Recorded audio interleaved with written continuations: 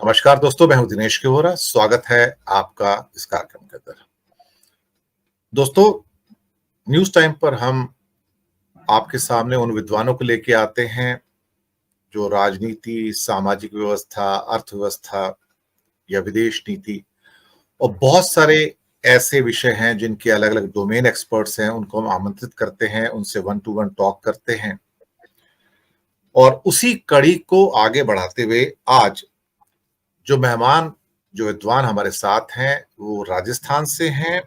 पत्रकारिता में बहुत जाना माना नाम है। मैं आपके सामने प्रस्तुत करता हूं आज श्री ओम सैनी जी को। ओम सैनी जी, नमस्कार, स्वागत है आपका। ओम सैनी जी, बहुत बड़ा अनुभव है पत्रकारिता की दुनिया में और कहीं ना कहीं राजस्थान की जो पृष्ठभूमि है उसके साथ तो बहुत करीब से जुड़े हुए हैं। ओम सैनी जी, स्वागत है, अभिनंदन। पहली बार आप न्यूज टाइम के मंच पर आए हैं, तो बहुत बहुत धन्यवाद आपका कि आपने वक्त निकाला और हमारे साथ जुड़े हैं। सबसे पहले तो मैं सवाल ये पूछना चाहूंगा कि भारत का राजनीतिक परिदृश्य आपको इस समय कैसा लग रहा है? 75 सालों में जो हमने देखा और अब जो देख रहे हैं, बिल्कुल अद्भुत है।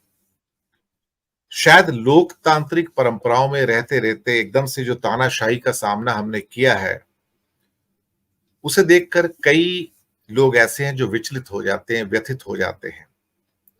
लेकिन अभी तो फिलहाल ऐसे हालात हैं कि हम अपनी बात कह पा रहे हैं, कल कह पाएंगे नहीं पता है।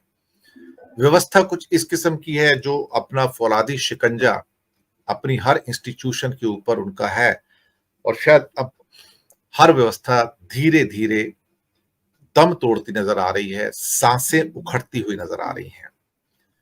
इस सारे परिदृश्य को और 2024 के जो चुनाव आ रहे हैं, जहां पर शायद जनता को डिसाइड करना है कि उन्हें कैसा भारत चाहिए फ्यूचर में, इसके ओर सबसे पहले आपकी मैं एक टिप्पणी चाहूंगा कि आप आज के भारत को किस रूप में देख रहे हो, चुनौतियां क्या हैं और जनता के लिए चुनौतियां क्या हैं? ओम सैनी जी।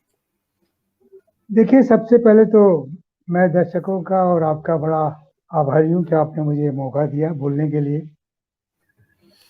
और दूसरा ये कि मुझे चूंकि मैं 80 बरस अभी मैंने कुछ महीने पहले ही कंप्लीट किए हैं, तो मैंने आप इस शतायु देश हो, हमारी कामना है, और स्वस्थ रहें, बस यही है।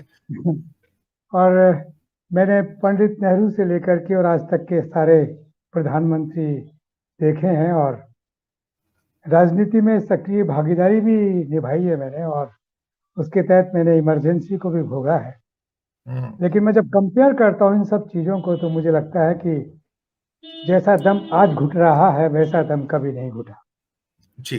और उसका कारण बड़ा स्पष्ट है। उसका कारण ये है कि हमारे जो इंस्टीट्यूशंस है जिनसे हमारी डेमोक्रेसी रन होती है, आगे बढ़ती है, जी। वो इतने स्वतंत्र और इतने अर्थपूर्ण थे कि उनको हिलाना बड़ा मुश्किल काम था।